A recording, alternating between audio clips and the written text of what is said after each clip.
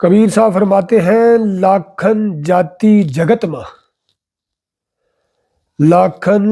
جاتی جگت ماں پھیلی کال تو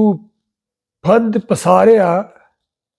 سادھو بائی جیوت ہی کرو آسا،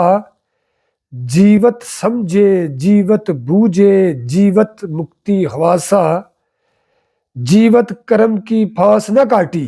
موئے مکتی کی آسا، جیوت کرم کی پھانس نہ کاٹی موئے مکتی کی آسا، اب ہوں ملا تو تبو ملے گا، اب ہوں ملا تو تبو ملے گا، نہیں تو جم پرواسا،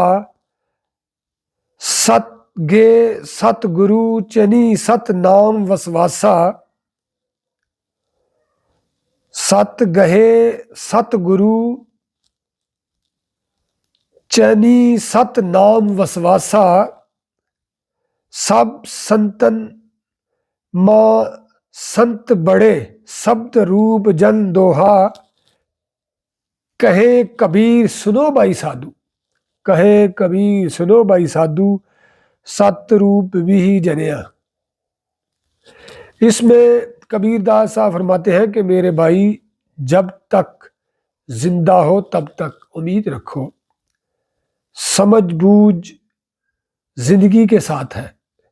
نجات بھی زندگی میں ہی ممکن ہے۔ اگر تم زندگی میں اپنے آپ کو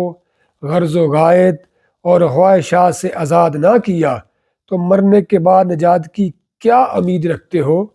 یہ ایک خام خیالی ہے، جیسے قرآن پاک میں سورہ بنی اسرائیل میں ہے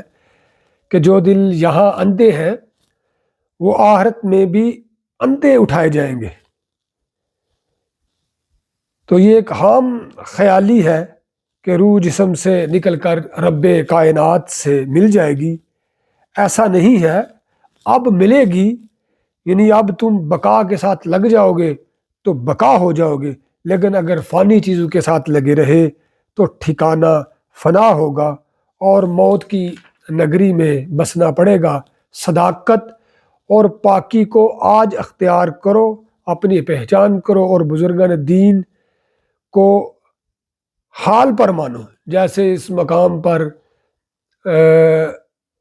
امام احمد رضا بریلوی صاحب رحمۃ اللہ تعالیٰ فرماتے ہیں آج لے ان کی پناہ، آج مدد مانگ ان سے، کل نہ مانیں گے گر تو ماں بھی گیا۔ تو حال پر جو ہے وہ بزرگان دین کو، حال پر بزرگان دین کی اتباع کرنے سے ہی انسان کو فائدہ پہنچتا ہے۔ تو کبیر صاحب فرماتے ہیں کہ ہم تو تلاش اور جستجو کے جذبے کے غلام ہیں کہ آخر میں یہی جذبہ کام آتا ہے۔ نور والے